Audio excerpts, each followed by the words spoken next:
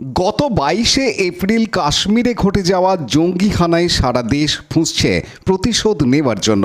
ইতিমধ্যেই প্রধানমন্ত্রী জানিয়েছেন কোনো অপরাধীকে ছাড়া হবে না, কল্পনার অতীত শাস্তি দেওয়া হবে তাদের। আজ দিল্লিতে কাশ্মীর পরিস্থিতি নিয়ে সর্বদলীয় মিটিংও অনুষ্ঠিত হয়েছে। স্বরাষ্ট্রমন্ত্রী রাষ্ট্রপতির সঙ্গে সাক্ষাৎ করেছেন। এই বিষয়ে সমস্ত রকম প্রস্তুতি চলছে এই নারকীয় ঘটনার উপযুক্ত জবাব দেওয়ার জন্য। সারা দেশ জুড়ে চলছে প্রতিবাদ মিছিল, প্রতিবাদ সভা। আজও হুগলির চুঁচুড়ায় একাধিক মৌন মিছিল, প্রতিবাদ মিছিল অনুষ্ঠিত হয়। হিন্দু সুরক্ষা মঞ্চের ডাকে আজ এক প্রতিবাদ মিছিল পিপুলপাতি মোড় থেকে শুরু হয়ে শেষ হয় ঘড়ির মোড়ে। এরপর সেখানে প্রতিবাদ সভা অনুষ্ঠিত হয়। এই কর্মসূচি প্রসঙ্গে উদ্যোক্তাদের পক্ষ থেকে সুবীর নাগ জানান,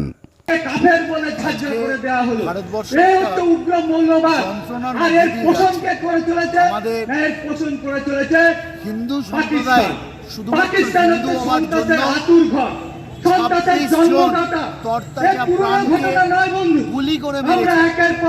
ভাবতে অবাক লাগে, আমার দেশে উগ্রপন্থীরা এসে জিজ্ঞেস করছে আপনি হিন্দু না মুসলমান। কোনো জাতি, কোনো অন্য কিছু প্রশ্ন নয়। কোথায় সে থাকে, কোথাকার সে প্রবাসী, এগুলো কোনোটা প্রশ্নের মধ্যে ছিল না। শুধু প্রশ্নের মধ্যে একটাই ছিল, সে হিন্দু কিনা। তাই তীব্র প্রতিবাদ আমরা করছি।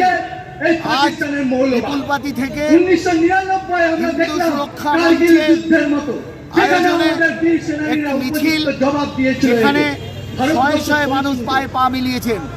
আমাদের এখানে মঞ্চের সংগঠন মন্ত্রী তাপস বারিকদা আছেন, তিনি বক্তব্য রাখছেন।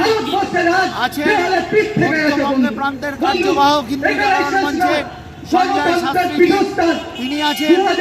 আজকে তাদের বলিষ্ঠ সমস্ত হিন্দুদেরকে আমরা একত্রিত হওয়ার আহ্বান জানাই।